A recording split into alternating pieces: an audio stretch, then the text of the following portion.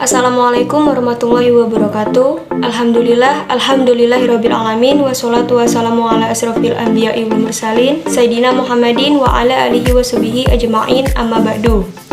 Yang terhormat Bapak Fidian Abron selaku dosen pengampu mata kuliah Sejarah Peradaban Islam dan teman-teman semua.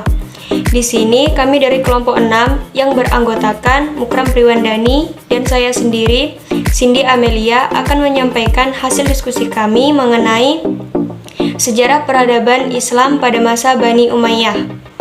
Yang pertama, perkembangan politik. Setelah berhasil menjadi pemimpin, langkah awal yang dilakukan oleh Muawiyah adalah memindahkan pusat pemerintahan dari Madinah ke Damaskus. Kemudian, Muawiyah melakukan pergantian sistem khalifah ke sistem kerajaan sehingga pergantian pemimpin itu didasarkan dengan garis keturunan. Model pemerintahannya banyak mengambil dari model Bizantium. Hasil dari kepemimpinannya, yang pertama mendirikan balai-balai pendaftaran dan jawatan pos. Pada masa ini, dibentuk Dewan Sekretaris Negara yang mengurus berbagai pemerintahan.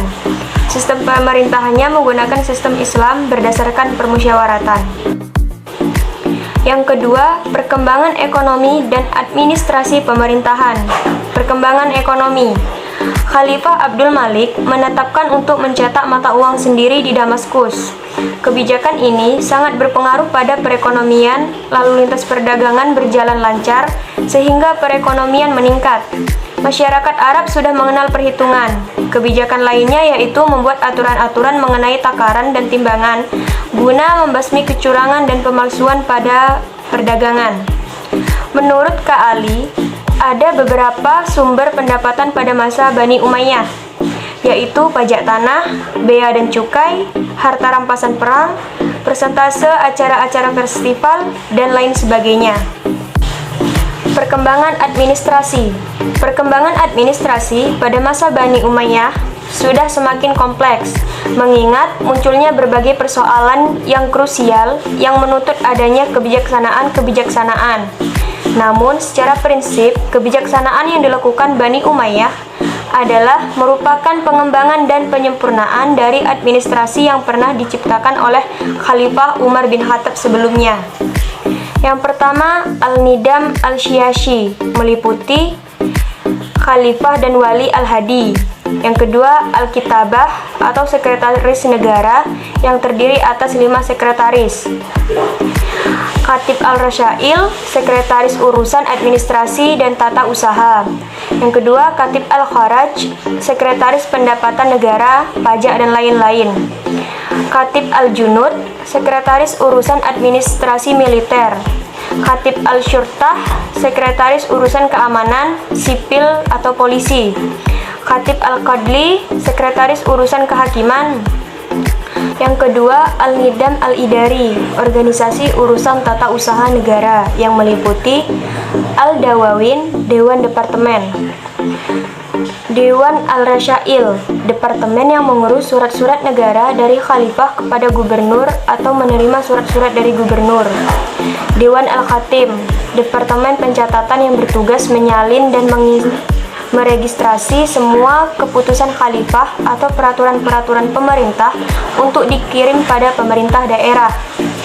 Dewan Al-Kharaj, Departemen Pendapatan Negara yang diperoleh dari kharaj, zakat, ghanimah, dan sumber-sumber lain.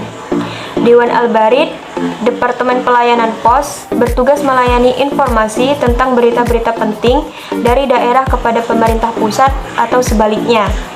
Dewan Al-Jun, Departemen Pertahanan yang bertugas mengorganisir militer.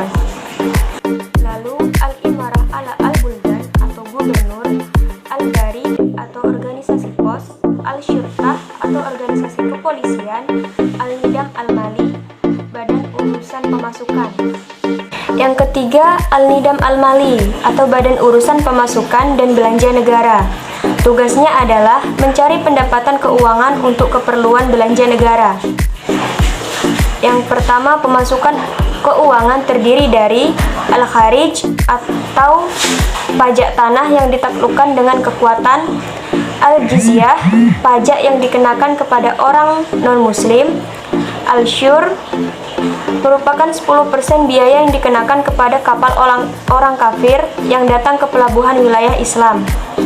Al-Fa'i atau ganimah merupakan hasil rampasan perang.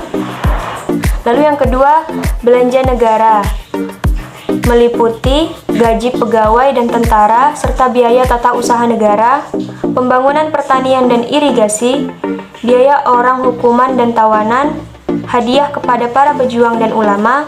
Khalifah menyediakan dana khusus untuk dinas rahasia.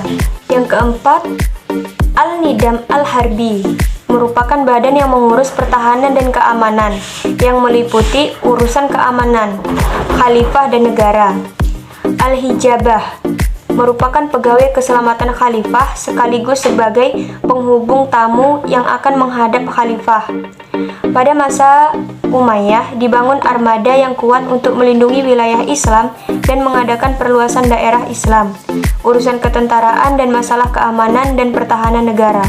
Yang kelima, Al-Nidam Al-Qadli yang merupakan urusan kehakiman pada masa Bani Umayyah yang meliputi 3 kekuasaan di bawah satu badan tersendiri, yaitu Al-Qadla merupakan hakim yang menyelesaikan urusan masalah keagamaan, Al-Hizbah hakim yang menyelesaikan perkara umum dan soal pidana yang harus ditangani dengan cepat, Al-Nadlar fi Al-Madlain yang merupakan mahkamah tinggi yang menerima banding dari pengadilan di bawahnya.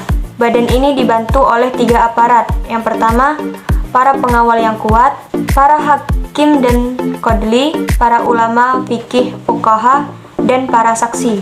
Yang ketiga, konsolidasi dan pembaharuan politik pada masa Umar bin Abdul Aziz. Kebijakan yang dilakukan Umar saat menjadi pemimpin, yang pertama, pengangkatan ulama sebagai penasihat dan dewan konsultasi serta qadi. Yang kedua, pembangunan sarana dan prasarana kesejahteraan masyarakat, seperti memperluas dan membangun masjid dan membangun sumur umum. Yang ketiga, penertiban administrasi pemerintahan seperti mendisiplinkan pegawai dengan cara anjuran untuk berlaku adil dan jujur. Yang keempat, pembukaan suara politik bagi pengungsi daerah lain termasuk Irak dan lainnya. Umar juga mengambil langkah strategis dalam kepemimpinannya, antara lain, yang pertama, melakukan pembaharuan politik, yang kedua, merubah pola pemerintahan, yang ketiga, merangkul ulama, dan yang keempat, mengembangkan semangat persatuan dan kesatuan. Dan yang terakhir, gerakan oposisi terhadap Bani Umayyah. Faktor yang melatar belakangi gerakan oposisi terhadap Bani Umayyah, yaitu yang pertama, sistem pergantian khalifah yang melalui garis keturunan. Yang kedua, latar belakang terbentuknya Bani Umayyah tidak terlepas dari konflik Ali dengan terbunuhnya Utsman bin Affan. Yang ketiga, orang non-Arab atau Mawali merasa tidak puas dengan pemerintahan Bani Umayyah. Dan yang terakhir, sikap bermewah-mewahan di lingkungan istana keluarga Bani Umayyah. Pada masa Bani Umayyah, terdapat beberapa kelompok yang melakukan gerakan oposisi. Yang pertama, kelompok Syiah.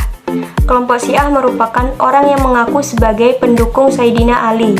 Mereka menganggap bahwa dinasti Umayyah ini perebut kekuasaan dan keturunan Sayyidina Ali. Lalu yang kedua, kelompok Mawali. Kelompok Mawali adalah kelompok orang non-Arab yang berasal dari Irak dan sekitarnya. Mereka merasa tidak puas dengan pemerintahan Bani Umayyah dan mereka merasa tersingkirkan dan ternomorduakan oleh pemerintahan Bani Umayyah.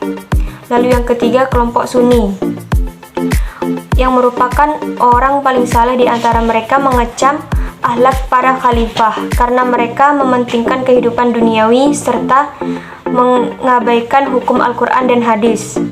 Lalu yang keempat, kelompok Abbasiyah. Keluarga Abbas atau kelompok Abbasiyah merupakan para keturunan dari paman Nabi.